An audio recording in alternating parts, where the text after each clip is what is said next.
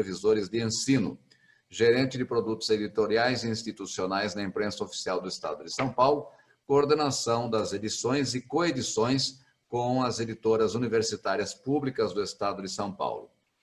Professora nos cursos de Pedagogia e Psicologia da Universidade Metodista, Rotary Clube Jardim das Bandeiras, membro de 2000 a 2009, Associação Evangélica Beneficente, membro da diretoria, hoje instituição parceira do Rotary no programa de testagem da Covid-19. Atualmente é conselheira do Conselho Municipal de Educação de São Paulo. Antes da apresentação, eu gostaria de solicitar, lembrando uma vez mais, que as perguntas podem ser encaminhadas pelo chat a partir do início da palestra. Com a palavra, o presidente Marcelo de Pascoal. Obrigado, Souza. Vera, obrigado pela sua presença hoje. Feliz com o aceite seu do convite que lhe fiz, né, e poder estar conosco para nos trazer essa palestra, que para nós rotarianos, o mês de setembro é o mês onde é lembrado e é comemorado, né, a alfabetização, a educação básica e a alfabetização. E a sua presença aí vem abrilhantar a nossa reunião. Passo-te a palavra para que inicie a palestra. Muito obrigada, presidente Marcelo de Pascoal, pelo convite. É sempre um prazer muito grande estar no Rotary, ainda mais no Rotary São Paulo. Eu fui presidente do Rotary Jardim das Bandeiras no ano de 2004, 2005, quando o governador era o Paulo de Castro, né, do Rotary Clube Jardim das Bandeiras. E também eu gostaria de dizer que a minha relação com o Rotary começou no Rotary Clube São Paulo, quando eu estava na Secretaria da Educação do Estado. E o Rotary era parceiro das escolas estaduais no projeto Rumo, né, que é um projeto muito interessante, desenvolvido por longos anos e que auxilia muito, principalmente aos alunos de escola pública, na escolha das suas profissões. E quem coordenava esse projeto na ocasião era o Dr. Altamiro Ribeiro Dias, né, que também era aí do Rotary Clube São Paulo. Depois, mais tarde, o governador Zacarias me cooptou por Rotary Clube Jardim das Bandeiras. Aí eu fui rotariana durante 9 anos e realmente eu acho que eu tenho muitas afinidades com os trabalhos do Rotary, certo? Eu acho que a inserção na comunidade faz parte um pouco da palestra de hoje, quando eu vou trazer alguns pontos. Eu tive muita dificuldade para selecionar esses pontos, porque o problema hoje é tão grande da pandemia que a gente tem muitas dúvidas. Eu acho que cada um dos temas poderia dar uma palestra ou um curso, né? Então, eu vou limitar a algumas alternativas para apresentar hoje. Então, eu vou tentar aqui compartilhar a minha tela do PowerPoint.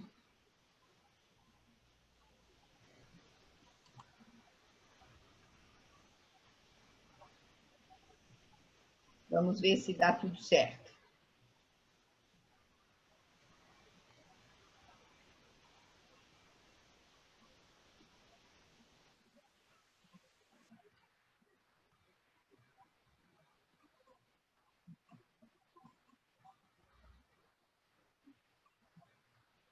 Bom, a gente teve algumas dificuldades, eu estou com 2 telas, mas eu vou tentar continuar assim mesmo, porque eu não consegui maximizar a minha apresentação só numa das telas, que é a que vocês estão vendo. Então, nós temos uma tela maior à esquerda e uma pequenininha que é a seguinte à direita. mas como eu não estou conseguindo alterar isso, eu vou continuar a apresentação assim mesmo para não atrasar. Então, o tema de hoje é educação não básica. está aparecendo para a Não, gente aqui. não, pera um pouquinho. Você Então, tem que ir no share. Vamos de novo. No share screen.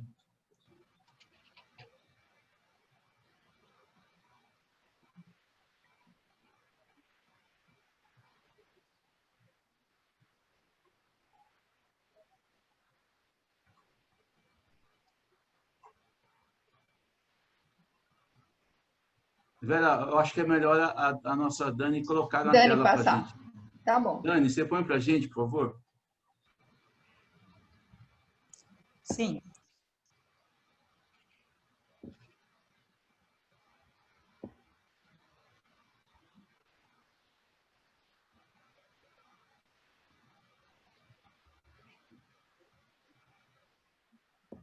Essas questões da informática, de vez em quando, dão um passa-moleque. É.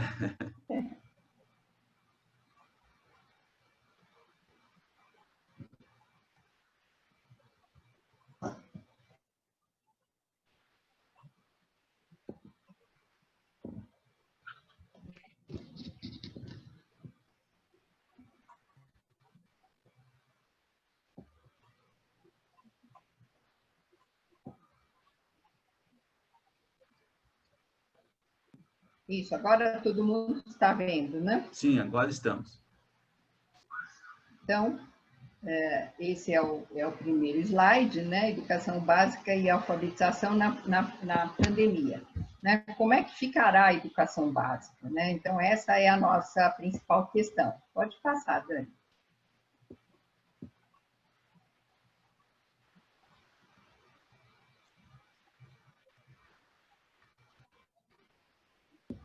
Nós estamos vivendo, nesse ano de 2020, um tempo que a gente nunca imaginaria que iríamos passar. Foi marcado por uma pandemia mundial que trouxe imensuráveis perdas, redimensionando o modo de vida de todas as pessoas. Foi decretada a emergência em saúde pública. E o que isso representou no mundo inteiro? 188 países, com 1,5 bilhão de estudantes ficaram sem aula, ou seja, 91% dos estudantes do planeta. Pode passar, Danilo.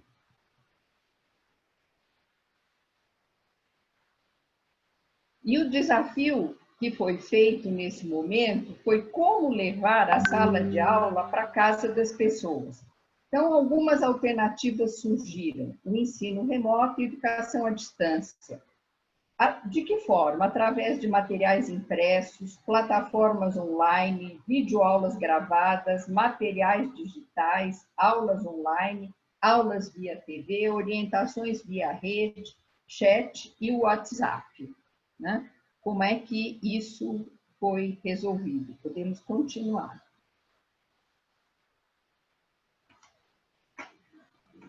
A complexidade dos sistemas de ensino gerou impactos negativos na escola. O principal foi a necessidade do distanciamento com as escolas fechadas e o despreparo para o uso da tecnologia como facilitador, permitindo a comunicação, a interação e a avaliação dos estudantes. Isso porque a tecnologia nas escolas até então não atuava permitindo comunicação, interação e principalmente avaliação. Mas nós tivemos também problemas na casa e com os alunos, com o aumento da vulnerabilidade, com o aumento das desigualdades, da evasão, da violência, do abuso sexual, das dificuldades na alimentação, porque muitas crianças vão à escola por conta da alimentação. Além disso, diminuição da aprendizagem e a dificuldade de estabelecer rotinas, certo? A vida das pessoas virou de perna para o ar a ponto da gente não conseguir estabelecer uma rotina na nossa vida diária, isso afetando também as crianças. Pode passar, Dani. O que a gente escuta hoje nas conversas? Que sem aula as crianças não aprendem nada, que é melhor as crianças repetirem o ano. Será que isso é verdade? Uma outra coisa que se escuta é que a maioria dos alunos não tem acesso à internet e mesmo os que conseguem acesso à internet não conseguem se organizar no processo de aprendizagem sozinhos. Outro problema, os professores não estão capacitados para o ensino remoto. Outra pergunta, será que os pais agora vão se responsabilizar pela aprendizagem dos seus filhos? Além disso, um outro problema mais sério, como atuar com as crianças e bebês no ensino remoto? Porque nas crianças mais velhas isso é possível, mas e para os pequenos? Né? Sem segurança sanitária, como reabrir as escolas? Aí a pergunta final é, afinal, quem decide em que momento as escolas vão ser abertas? Vamos ver, então, daqui para frente. Pode continuar, Dani. As escolas devem ser abertas? Como, quando, com quais condições? Então, eu gostaria de refletir sobre 4 pontos de uma forma mais ou menos rápida. Primeiro, o que diz a legislação? Né? Quem é que responde pela legislação das escolas no Brasil?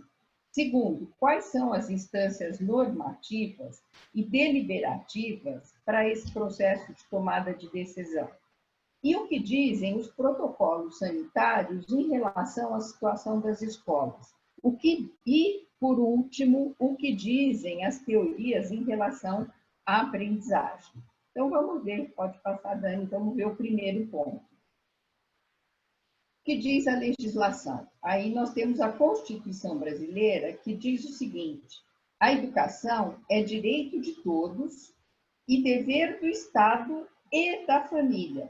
Quer dizer, a educação não é só um dever do Estado, é um dever do Estado e da família. Mas aí entra a colaboração com a sociedade. Então, vemos que os próprios projetos do Rotary, tratando da questão da educação, estão dentro desse preceito constitucional, porque os projetos do Rotary também agem, né, como participante da colaboração da sociedade.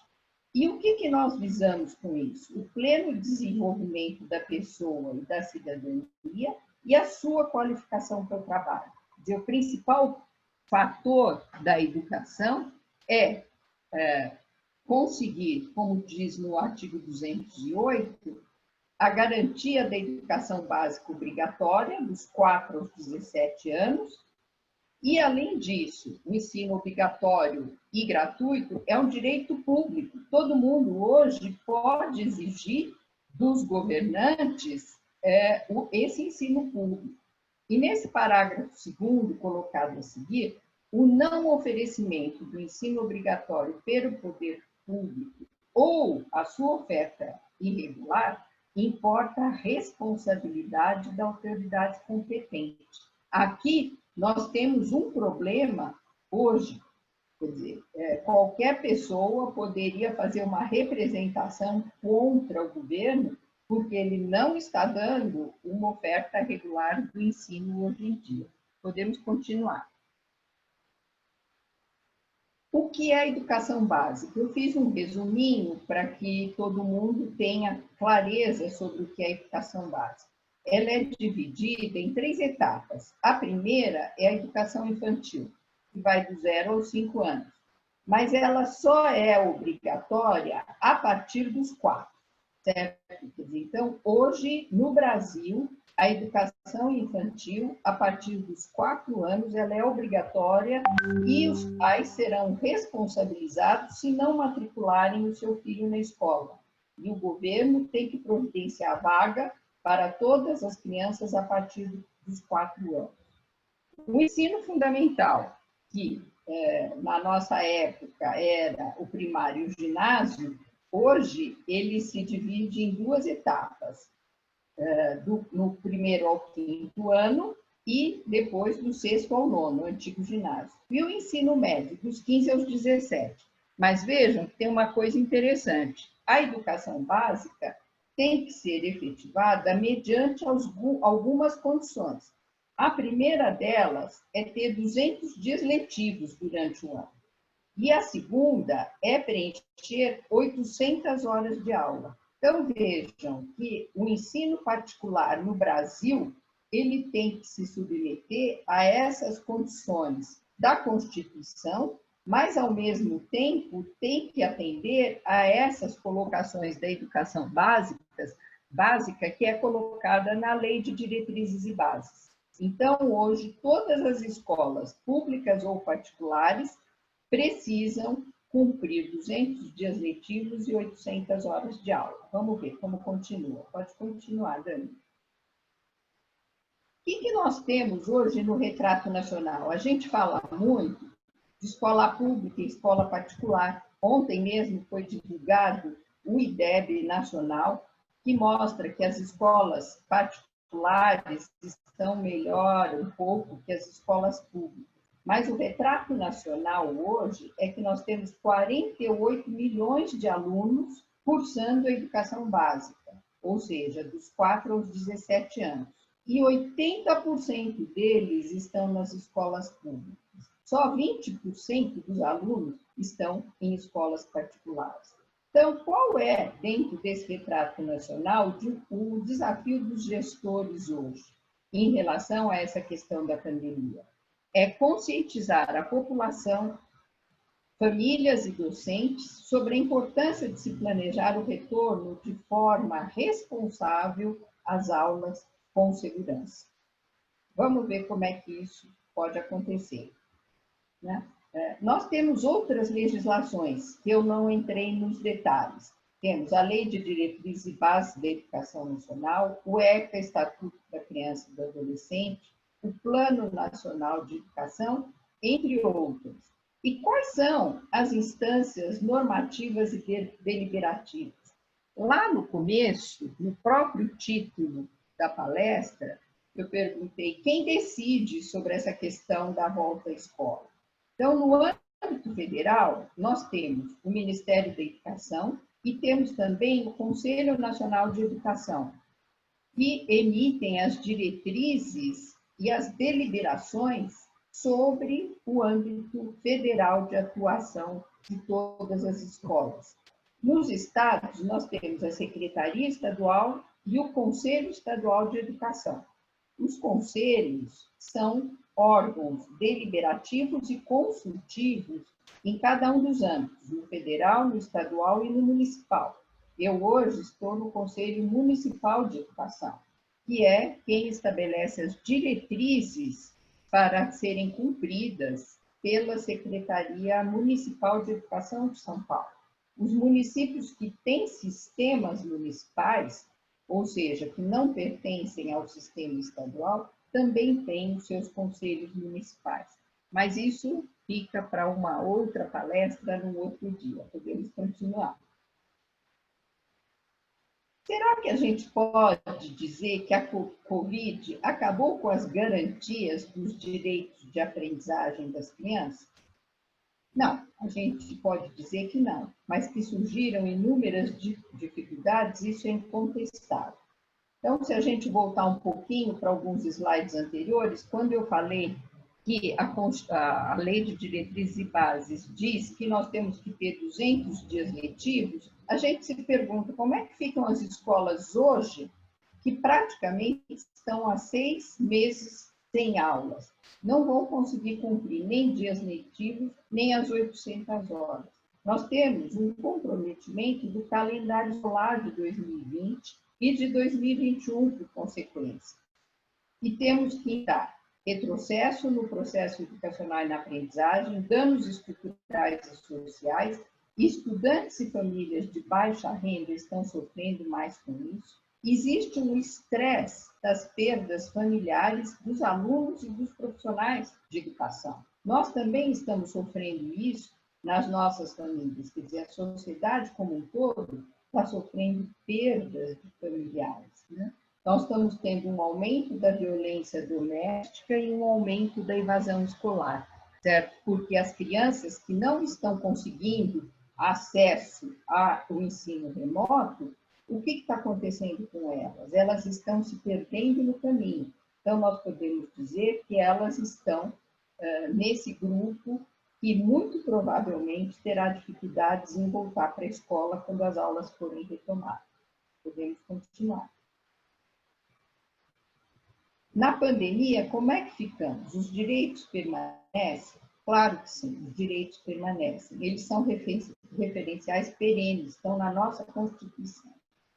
E o que nós vamos ter que fazer? Excepcionalmente, vão ter que ser flexibilizados nessa pandemia. Essa é a questão que hoje se coloca para discussão.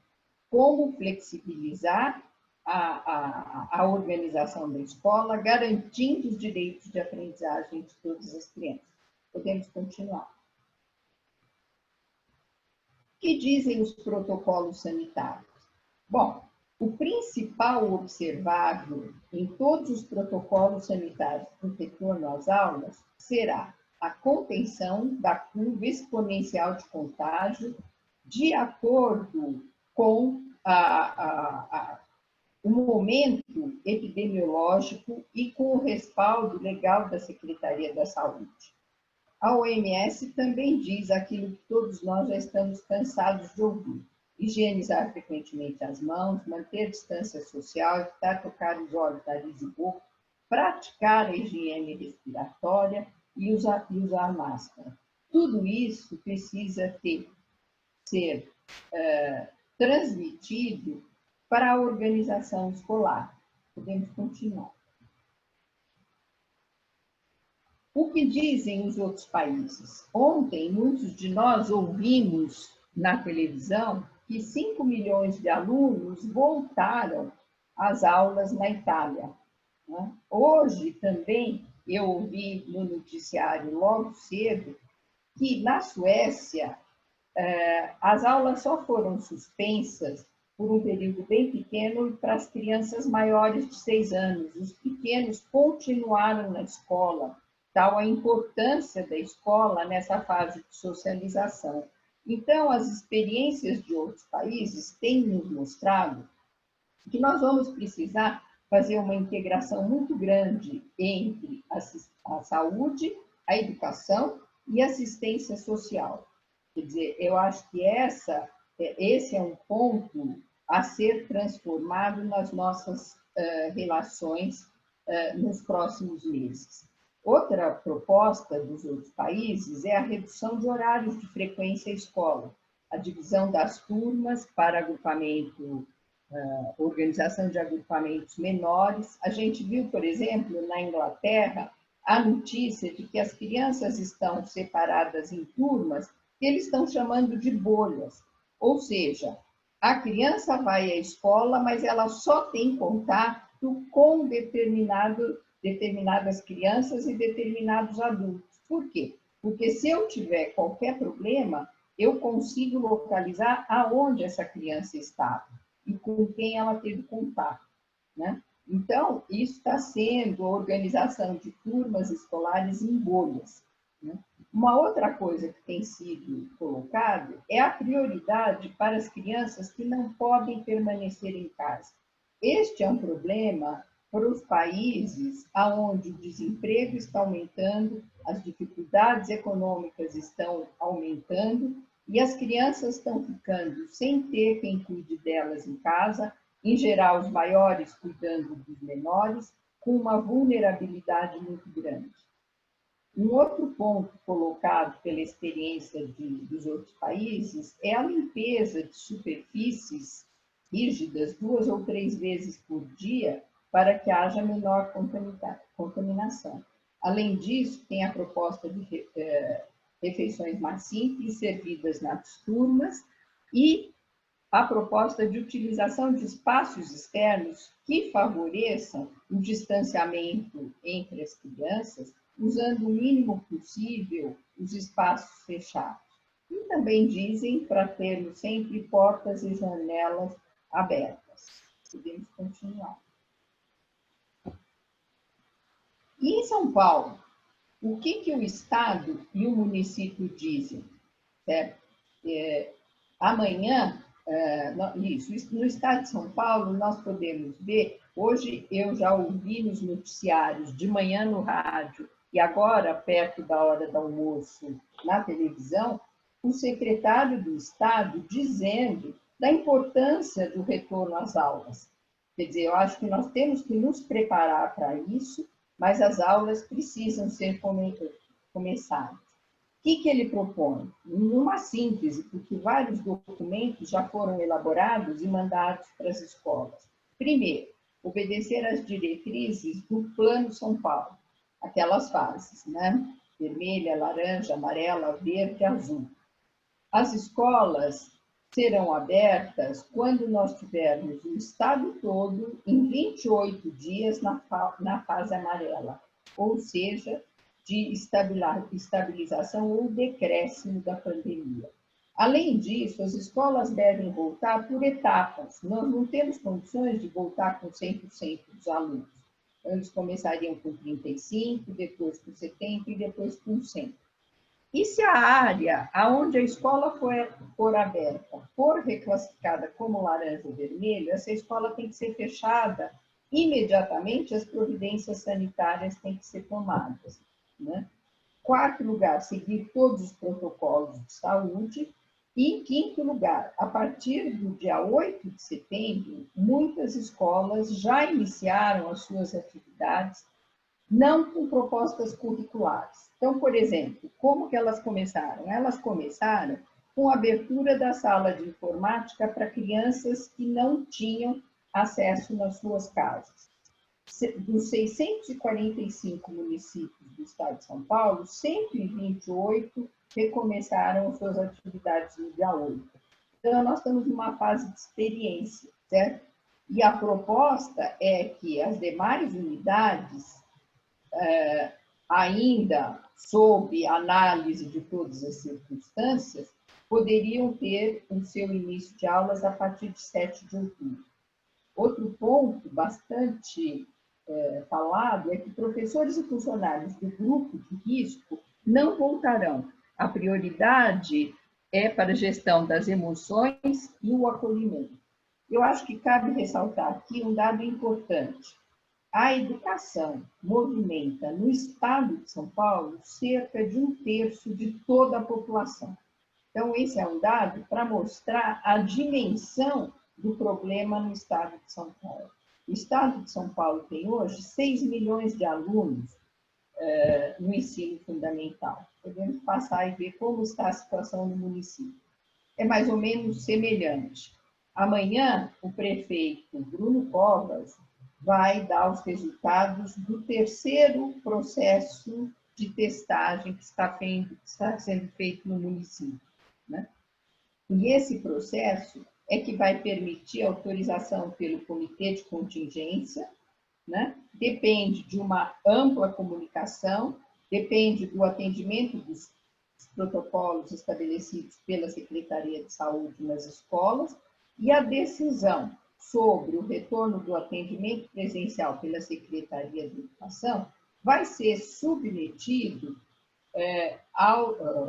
aos pais e às famílias, certo? A comunidade. Existe uma proposta de que os pais poderão fazer a opção sobre o tipo de atendimento que seu filho vai ter, presencial, remoto ou híbrido.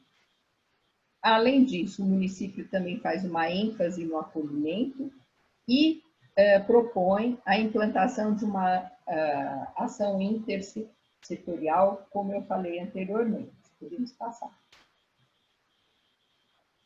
Então, nós já falamos sobre os 3 primeiros pontos. Neste quarto ponto, é uma reflexão sobre a questão da aprendizagem. Ensinar é um desafio tão antigo e, ao mesmo tempo, tão novo. E agora, na época da pandemia, essa situação se agravou. Vamos ver um pouco mais para frente como é que nós podemos resolver essa situação. Podemos continuar. O processo ensinar e aprender é uma via de mão dupla. Como é que ela pode ser compreendida na pandemia? Será que alguns teóricos podem nos ajudar? Eu escolhi um, pode passar, Dani. Muitas mães dizem, sem as aulas, as crianças não aprenderam nada. Por outro lado, a gente escuta os avós dizendo, nesses últimos 6 meses, meus netos se desenvolveram muito. Será que existe uma relação entre essas duas coisas, aprendizagem e desenvolvimento? Então, vamos ver o que diz um teórico, que acho que ele não está aparecendo, aí não sei, é o Vygotsky, e ele nasceu em 1896 na Bielorrússia. Ele diz o seguinte, desenvolvimento e aprendizagem. O desenvolvimento cognitivo mantém uma relação estreita com a aprendizagem. Assim, a apropriação do conhecimento é fator fundamental para o desenvolvimento das funções psíquicas. Por que eu estou falando isso? Porque quando a gente escuta dizer que as crianças sem escola não aprenderam nada, mas, por outro lado, durante esses 6 meses, o desenvolvimento das crianças ocorreu. Como desenvolvimento e aprendizagem estão muito ligados e um depende do outro, a gente pode dizer que eles se constituem numa unidade. E a aprendizagem, quando ela é significativa, ela estimula e desencadeia o desenvolvimento. Ou seja, o conhecimento vai facilitar o desenvolvimento psíquico da criança. E durante esses 6 meses, a criança teve muitos contatos e a aprendizagem e o desenvolvimento dela também ocorreu. Então, podemos ver no slide seguinte como é que essas coisas acontecem. Onde ocorrem as aprendizagens? A gente pode dizer que as aprendizagens ocorrem na família, no trabalho, no grupo social e na escola. Para quê? Para a vida social. Então, vejam que essa análise de onde a aprendizagem ocorre e para que ela ocorre, a gente volta aos princípios da Constituição Federal e da LDB, certo? Ou seja, em todas essas instâncias da sociedade, a criança aprende e se desenvolve com foco na vida social. Mas tem um porém. Só na escola a criança tem um acesso ao conhecimento sistematizado. Então, nessa pandemia, nós vamos precisar cada vez mais da escola. Como? A escola faz a seleção e a organização de situações de aprendizagem planejadas. Ela define o que ensinar, faz a seleção dos conteúdos e quais são relevantes para cada criança, para cada comunidade, para cada etapa do desenvolvimento. E, além disso, ela organiza o como.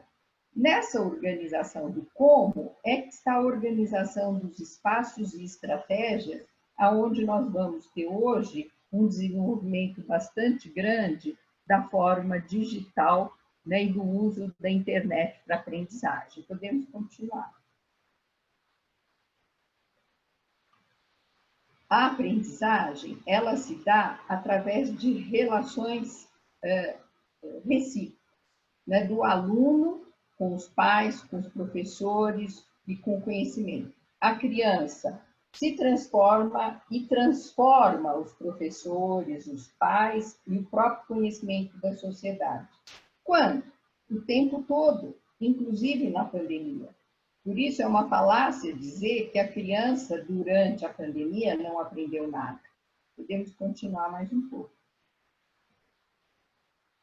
A atividade à distância desenvolvida durante a pandemia foi essencial e emergencial, mas ela não substitui de forma nenhuma a experiência escolar, mas ela será incorporada ao processo de uma nova forma. Ou seja, se hoje eu tive aqui alguma dificuldade para colocar o PowerPoint na apresentação para vocês, na medida em que isso continue, eu vou me especializar e vou aprender cada vez um pouquinho mais. As crianças também estão nesse estágio, também estão aprendendo, certo? E estão incorporando o uso da internet e as modernas tecnologias na sua vida, certo? Então, eu acho que essa é uma grande mudança. Podemos terminar, já estamos quase concluindo. Qual é o problema dos gestores hoje? É conscientizar a população, as famílias, os docentes, a sociedade como um todo, sobre a importância de se planejar o retorno de forma segura do ponto de vista sanitário, considerando a responsabilidade de todos do contexto social, a fim de mitigar as perdas em relação à aprendizagem das novas gerações. Podemos continuar também. Qual é a consequência de tudo isso? Talvez essa reflexão deva nortear as nossas ações hoje em dia. Os gestores de política pública vão ter que trabalhar para identificar as oportunidades que essa ruptura que ocorreu na sociedade está propiciando. Nós precisamos tirar lições e transformar a educação para transformar o país. Então, a pandemia acelerou um processo de reflexão sobre a situação da escola hoje e como é que ela terá que ser reorganizada daqui para frente.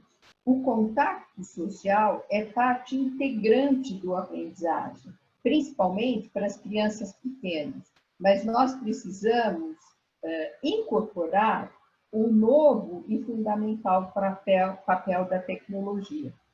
Aprender sempre foi e será o resultado constante das atividades da escola, no quarto. Hoje a gente vê as crianças deitadas na cama, jogando, ouvindo ou assistindo aulas por telas, fazendo anotações no computador, no celular ou no caderno, né? Então, a aprendizagem está ocorrendo durante todo o tempo da vida da criança. Mas, nas escolas, ela tem um papel fundamental pela competência e criatividade dos seus professores e seus profissionais para potencializar esses momentos de aprendizagem. Essa é a missão hoje da escola, dos pais e da sociedade, certo?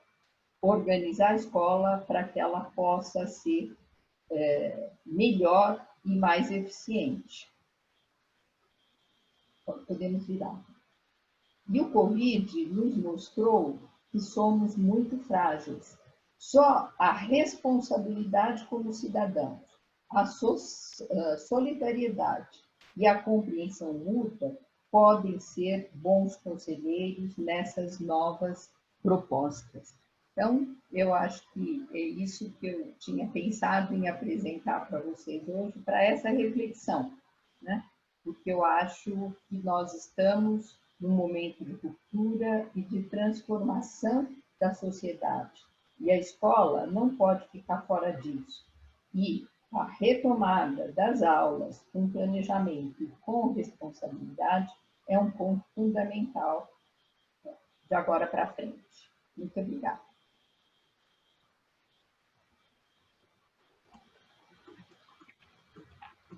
Vera? Oi? Obrigado pela a sua apresentação. Agradeço essa excelente palestra. Eu acho que podemos aprender muito hoje, temos mais conhecimento sobre essa matéria. Obrigado pela sua gentileza de estar com a gente e despendendo desse tempo. Eu adorei, foi excelente, né? E eu vou passar agora para o nosso protocolo, mas eu já volto porque tem algumas perguntas aqui para você, tá bom? Pois não, estou às ordens. Roberto?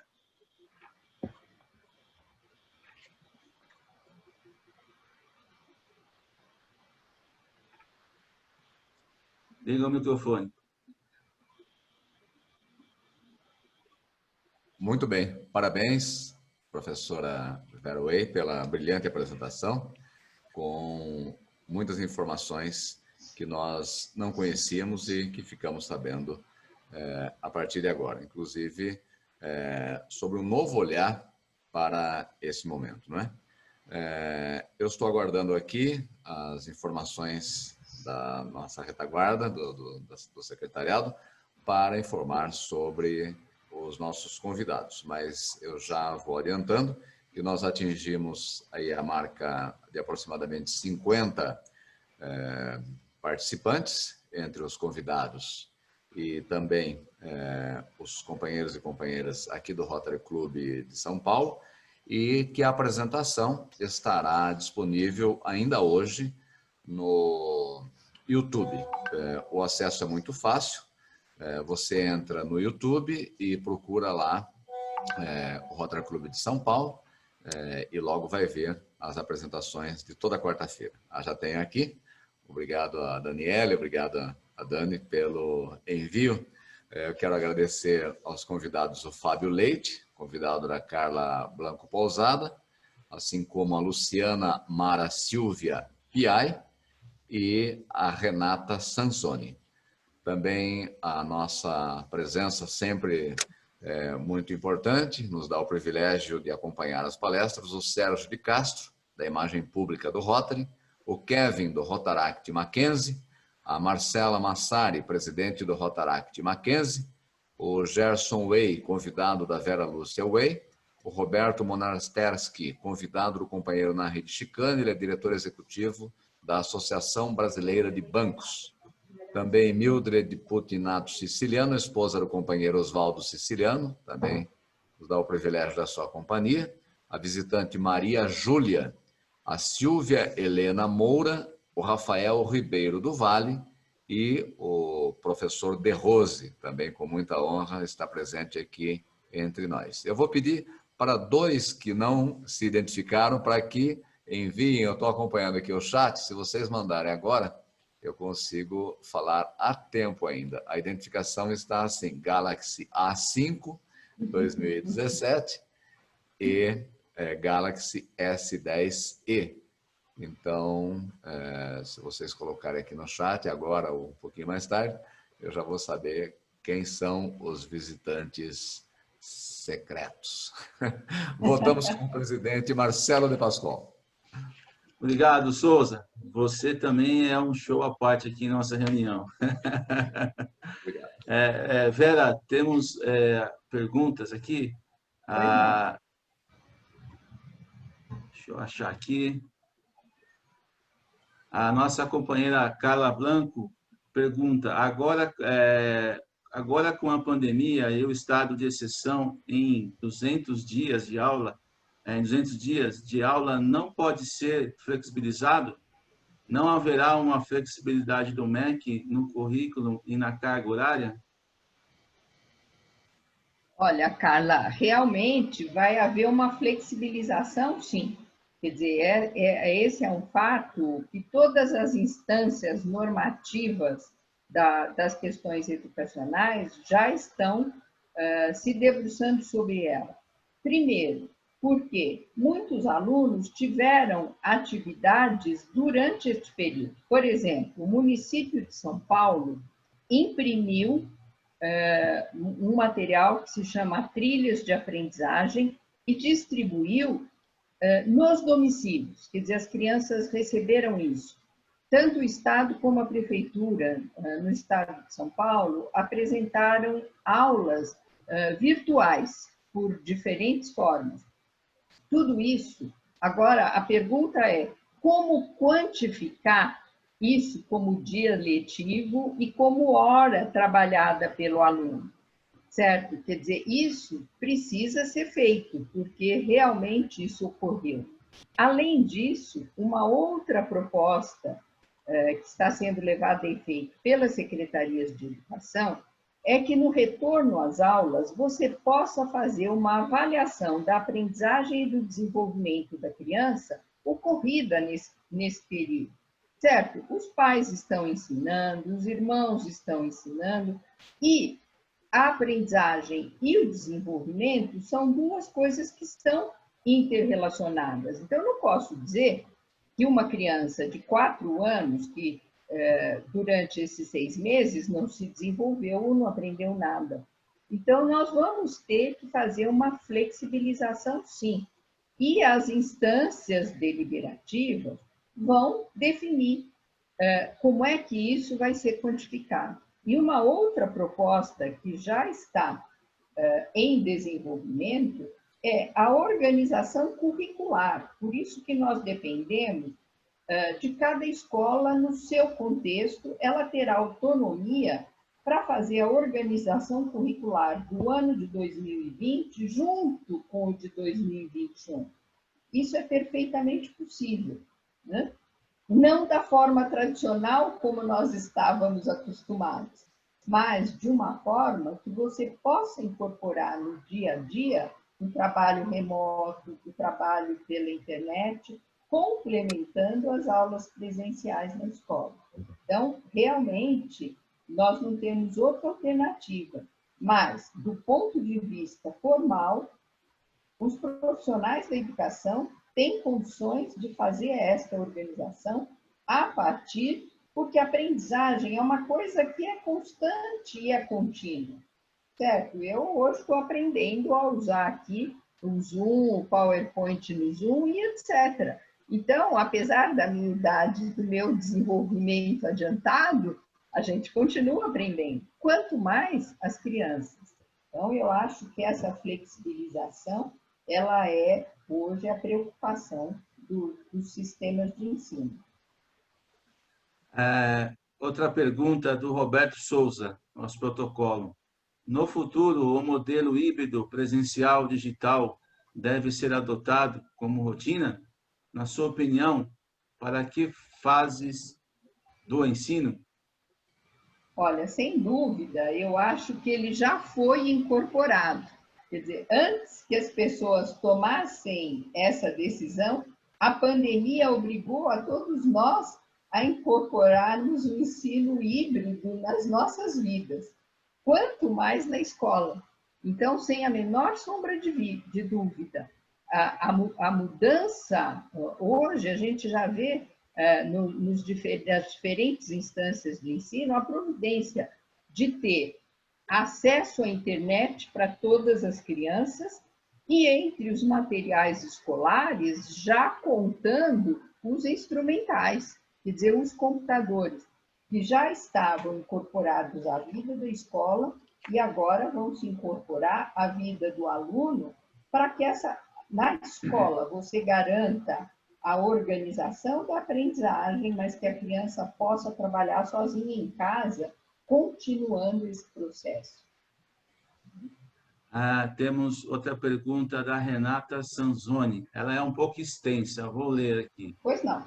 Vera, excelente apresentação. Defendo que, além da tecnologia a serviço dos educadores, como, por exemplo, o Google for Education, precisamos capacitar esses educadores através de competências que fortaleçam o bem-estar e saúde emocional. Estou trabalhando nesse projeto. Qual o seu ponto de vista sobre isso?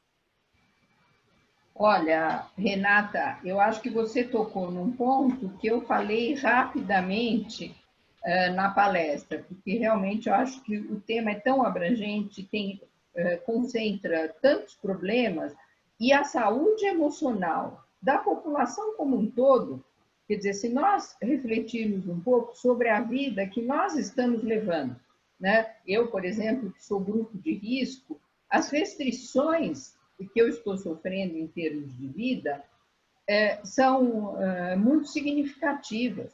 A saúde emocional da população como um todo, e das crianças em particular, e dos alunos e dos jovens, é muito importante.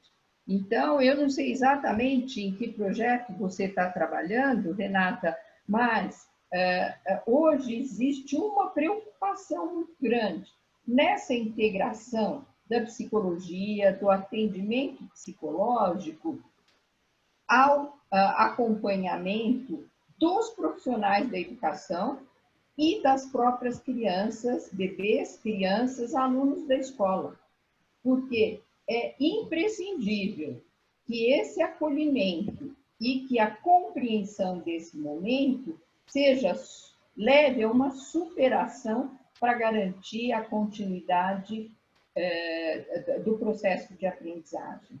Então, eu acho que um dos pontos importantes nas escolas hoje é o acolhimento e é a compreensão do momento que nós estamos vivendo para o desenvolvimento psíquico e para o processo de aprendizagem da criança. Temos mais uma pergunta da Maria Júlia. Qual o papel da recuperação nesse retorno? Qual é a importância da recuperação no retorno dos alunos? Maria Júlia. Pois não. Sem a menor sombra de dúvida, no planejamento escolar, o aspecto da recuperação, certo? Do reforço da aprendizagem, vai ter que ser desenvolvido a partir das condições de cada escola. Quer dizer, algumas escolas terão condições de fazer um reforço da aprendizagem, fazer uma recuperação, porque na medida em que a escola receber os alunos para as aulas presenciais, a escola vai poder fazer a avaliação desse aluno. Isso é feito todo ano na escola. Quando um professor recebe uma classe nova, a primeira responsabilidade dele é verificar em que estágio de aprendizagem as crianças estão em relação aos conteúdos daquela série, e aí ela vai ter, o professor vai ter que organizar as suas aulas para todos os alunos da classe e, eventualmente, providenciando um reforço ou uma recuperação para aprendizagens que não tenham sido adequadamente concluídas no ano anterior. Então, a aprendizagem é alguma coisa que se constrói em etapas. Na medida em que a aprendizagem avança, ela tem melhores condições de ser mais abrangente. Então, o papel do reforço e da recuperação será fundamental no trabalho das escolas no retorno presencial. O Cláudio Moisés, nosso querido Cláudio Moisés, em 2021, haverá algum reforço escolar para suprir as deficiências deste ano? Sem sombra de dúvida. Quer dizer, eu acho que esse reforço vai ser providenciado nos materiais escolares, nos equipamentos, na ampliação do horário de atendimento das escolas, na organização e contratação de mais professores. Eu acho que cada sistema de ensino vai ter que fazer uma análise da sua situação, do que aconteceu até aqui e por onde vamos fazer essa integração das aprendizagens que estavam previstas para o ano de 2020 com as de 2021. E quem sabe até 2022, porque a aprendizagem é um processo contínuo e a criança aprende cada vez mais. Toda criança tem condições de aprender e é esse o ponto que nós temos que levar à frente. Temos agora a última pergunta, senão a gente estoura o nosso horário. O nosso querido Lívio Giosa, tá? E também te manda um abraço. Vocês são companheiros lá na AEB. O ano letivo de 2020 vai ter uma avaliação final de notas. Em 2021 não teremos que por conta do reforço e aumentar o número de horas de aulas. Boa tarde, Lívio. Muito obrigada. Eu acho que o Lívio é um grande companheiro aí também do Rotary e da Associação Evangélica Beneficente, onde a gente trabalha também. Sem sombra de dúvida, as escolas terão que ser providas, nesse ano de 2021, de uma condição excepcional. Então, eu acho que nós vamos ter que realmente, a própria sociedade também está colaborando nisso. Então, eu acho que instituições como a própria AEB, como o próprio Rotary, devem agora se fixar como sociedade no sentido de prover as escolas de todos os instrumentais que ela precisar para garantir uma aprendizagem de qualidade para todas as crianças. esse é o principal ponto. E embora ontem a gente tenha visto os resultados do IDEB, né, que é a avaliação nacional das escolas, a gente teve um avanço, mas ainda temos muito para melhorar.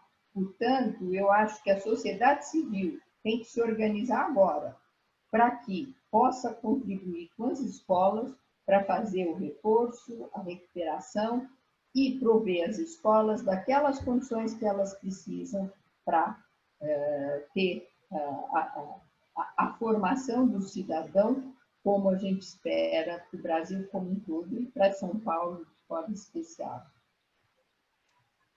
Vera, obrigado. Encerraram-se as perguntas.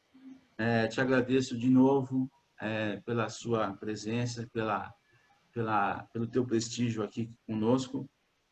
E te solicito um minuto para considerações finais.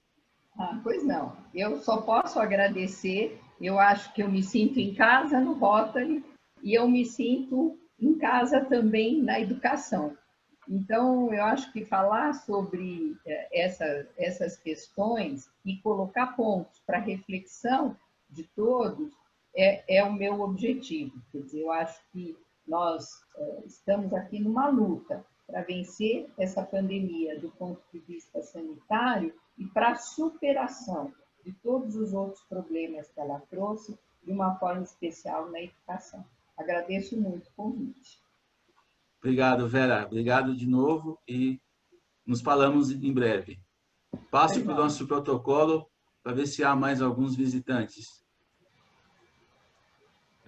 Nós já registramos todos, os dois que não estão identificados continuam não identificados, mas nós agradecemos uma vez mais a essa audiência muito boa e convidamos a todos para que depois ampliem essa audiência, passando pelas suas redes sociais, o título da palestra, o conteúdo, para que nós possamos então ter uma audiência ampliada lá no YouTube, lá na conta do Rotary Clube de São Paulo, nessa plataforma. Obrigado, voltamos com o presidente Marcelo de Pascoal. Obrigado, Souza. Obrigado pelo apoio e pela ajuda aí na nossa reunião. Para encerrarmos, vou fazer alguns breves avisos. Os aniversariantes da semana. Nosso companheiro Antônio Ernesto de Bittencourt fará aniversário no dia 17/9. Então, amanhã fará aniversário. Eu acho que essa semana é só ele. Também teremos na sexta-feira, sexta-feira, dia 18, às 19 horas, o nosso Happy Hour do Rotary Clube de São Paulo. Um momento para a gente poder conversar um pouco, bater um papo. Nas reuniões, nas quartas-feiras, a gente tem um tempo corrido, não dá para conversar muito. Então, na sexta-feira, estaremos aqui com a sala aberta, às 19 horas, para a gente tomar um vinho. Traga o seu vinho, sua água, sua Coca-Cola, para a gente brindar, tá bom? Os chapéus, quem tem chapéu aí, para poder tirarmos fotos e podermos descontrair um pouco. Na próxima semana, teremos a próxima reunião, que terá o tema Ecossistemas para Inovação no Agronegócio. O conferencista será o Antônio Álvaro Duarte de Oliveira, que é o palestrante convidado pela companheira Dora Silva Cunha Bueno. Então, reforço que a presença de todos na próxima reunião, né, para nos prestigiarmos o Antônio Álvaro Duarte, convidado da nossa querida Dora Silva Cunha Bueno. Então, registrem, agendem. O Antônio Álvaro, o palestrante, é especialista em administração de P&D e propriedade intelectual, pesquisador científico executivo das instituições de pesquisa, áreas de geotécnica, tecnologia de alimentos e gestão estratégica, e fundações de apoio. Então, vamos prestigiar o nosso palestrante na semana que vem, e eu acredito que terá bastante informações para a gente, para nós conhecermos. E com isso, encerro a reunião de hoje, agradecendo a presença de todos. Um abraço a todos e muito